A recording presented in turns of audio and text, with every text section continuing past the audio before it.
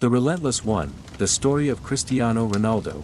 In the middle of the Atlantic Ocean, far from mainland Portugal, lies the rugged island of Madeira, a land of steep cliffs, narrow streets, and hearts tougher than stone. There, on February 5, 1985, in a small house with peeling walls, a baby boy is born. His name is Cristiano Ronaldo dos Santos Aveiro, the fourth child of Maria Dolores and José Dinis Aveiro. His father names him Ronaldo after Ronald Reagan, an American actor and president he admired. They have little money. His mother works as a cook and cleaner. His father, a gardener and part-time kit man for a local football team, Andorinha. Life is not easy. But for Cristiano, happiness has always had the shape of a football. As a boy, he plays for hours on the street, using anything he can find as a goal: gates, rocks, old buckets. He is fast, obsessive, unwilling to stop even when he falls and scrapes his knees. At just 8 years old, he joins Andorinha, the same team where his father works. He is small but electric, all speed, willpower, and fire. When he dribbles, older boys can't catch him.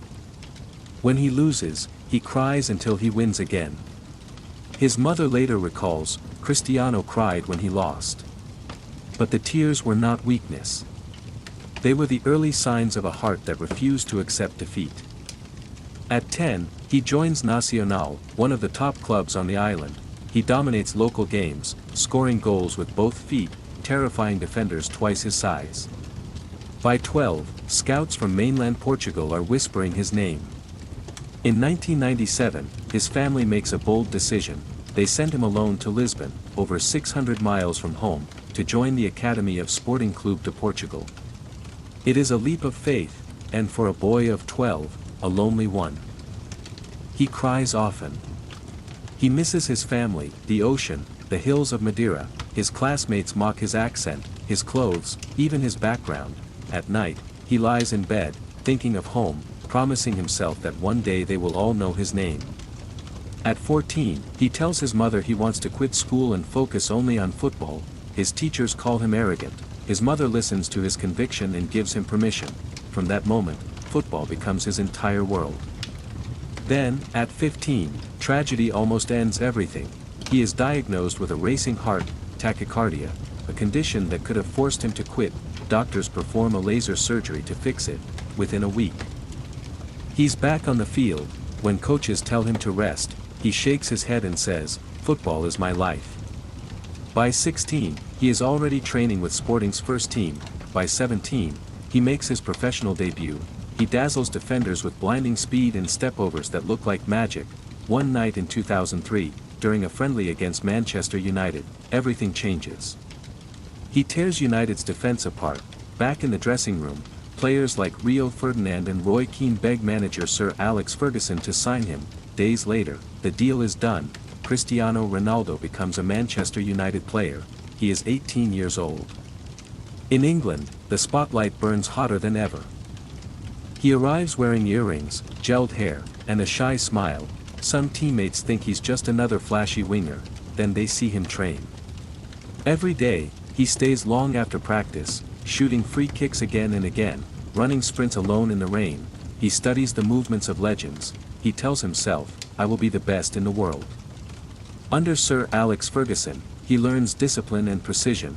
He starts skinny, wild, unpredictable. He becomes strong, tactical, deadly. In 2004, he wins his first trophy, the FA Cup, and scores in the final. Over the next years, he becomes United's heartbeat. Goals, assists, tricks, and an unstoppable hunger. In 2008, everything peaks. Ronaldo scores 42 goals, leads United to the Premier League and Champions League titles, and wins his first Ballon d'Or. He is 23 years old. The boy from Madeira has conquered England, but he is not done. He never is. In 2009, after 6 unforgettable years, he leaves Manchester for Real Madrid. The transfer fee, a world record, €94 million. When he arrives in Madrid, 80,000 fans fill the Santiago Bernabéu to welcome him. He walks onto the pitch wearing white, holding the number 9 jersey, and says, "I want to make history." And he does. From the start, he scores goals at a pace no one has ever seen. every match, every competition, he finds the net. His rivalry with Lionel Messi turns football into a decade-long epic duel between two gods. Critics compare. Fans argue, but Ronaldo does not compete with others, he competes with himself. Each year, he sets new targets. Each year, he breaks them. In 2011 to 2012, he scores 60 goals in one season. In 2014, he wins the Champions League again. He wins it again in 2016. Again in 2017. Again in 2018, 4 times with Real Madrid, the first player to achieve such dominance in modern football. He becomes Madrid's all-time top scorer, over 450 goals in just 9 seasons. He wins 4 Ballon d'Ors in white, reaching 5 in total. But beyond the numbers, it's the drive that defines him. Teammates say he trains like he's still a teenager fighting for his first contract. If he misses one shot, he repeats it 50 times. If he loses, he runs harder the next day. At home, his life changes. He becomes a father, Cristiano Jr., and later, more children follow. He speaks proudly of them, saying, "Being a father is the most beautiful thing in the world." And yet, even in joy, pressure never leaves him. The world watches every move, every expression, every goal. In 2016, the international stage calls again. For years, Ronaldo's critics had said he couldn't win with Portugal, that he was a club hero, not a national one. That summer, in France, during the UEFA Euro 2016, he answers them. Portugal reached the final against the hosts. In the first half, Ronaldo is injured. He tries to continue, tears streaming down his face, but he cannot. He is carried off the pitch. From the sidelines, bandaged and limping, he coaches his teammates with pure passion. When Portugal scores in extra time, he runs, crying, screaming, collapsing in joy. They win. Portugal are champions of Europe. He lifts the trophy, hands trembling, eyes closed. He whispers, "It's the happiest moment of my life." From Madeira to Manchester, from Madrid to the world, he has done what he set out to do. But there is more to come. In 2018, he leaves Real Madrid after 9 glorious years. He joins Juventus in Italy, seeking new challenges. Once again, critics doubt him. Once again, he answers. He scores goals by the hundreds, wins Serie A titles, earns respect in yet another country. At 35, he remains a machine, lean, fierce, relentless. Still, time waits for no one. Whispers grow louder, that the end is near. But Ronaldo never accepts endings. He returns to Manchester United in 2021, coming full circle. He scores twice on his debut, the stadium shaking with nostalgia, yet behind the scenes, change brews. The club struggles, managers come and go, the project falters, frustration builds. Then, just before the 2022 World Cup, an explosive interview shocks the world. He speaks honestly, too honestly for some, about his disappointment. The result, his contract is terminated. He leaves Manchester once again. The world wonders, is this the end? But Cristiano Ronaldo does not end, he evolves. The year is 2022, the stage is the World Cup in Qatar. It is his 5th World Cup, and for him, perhaps the last. At 37 years old, Cristiano Ronaldo steps onto the field wearing the captain's armband of Portugal, eyes burning with that same fire that once burned in a boy from Madeira. He has scored in every major tournament he's ever played, but now, the world is watching to see if he can do it one last time. He scores in the opening match against Ghana, becoming the first man in history to score in 5 different World Cups. But as the tournament progresses, things change, younger stars rise. His minutes become fewer. The headlines grow louder than the football. Portugal is eliminated in the quarterfinals, the dream ends in tears. Again, he walks down the tunnel. Head low, alone, but even in that moment of heartbreak, his legacy is unshaken. He has carried his country for nearly 2 decades. The world begins to say the words he hates most: finished, past his prime, time to retire. But Cristiano Ronaldo does not understand the meaning of surrender. As 2023 begins, he signs for Al Nassr in Saudi Arabia, beginning a new chapter. The critics call it a step down, he calls it a new challenge. and in his first months, stadiums overflow with fans wearing his number 7 shirt, children chant his name from Riyadh to Tokyo, from Lagos to Los Angeles. He scores, he assists, he competes, with the same intensity as always, and when asked why he continues, he answers simply, because I still love the game. For him, football has never been about money, or fame, or even records. It has been about obsession, about being better than he was yesterday, about waking up every morning with the same hunger that drove him as a boy.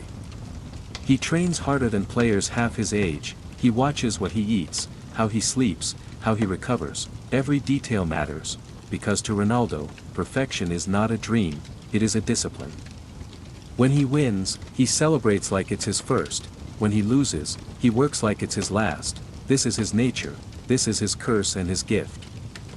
Through decades, he has faced doubters, rivals, and critics, he has been cheered by millions and booed by thousands, but through it all, one truth has remained constant: Cristiano Ronaldo never stops. From the streets of Madeira to the greatest stadiums on earth, he has lived a life built on willpower. A boy who dreamed of lifting trophies became a man who built his own legend. 5 Ballon d'Ors, 5 Champions League titles, over 800 career goals, trophies in England, Spain, and Italy, and a European Championship with Portugal. Yet when you strip away the fame and the lights, what remains is the same boy, the one who cried when he lost, who promised himself that one day the world would know his name. He has inspired generations not only with talent but with work ethic. He has shown that greatness is not given, it is earned, every day, with sweat and sacrifice. Even now, as he enters his late 30s, he is still rewriting what is possible. He shows that age is a number, and that legacy is built by persistence, not time. When asked once what drives him, he said, "If you don't believe you are the best, then you will never achieve all that you are capable of."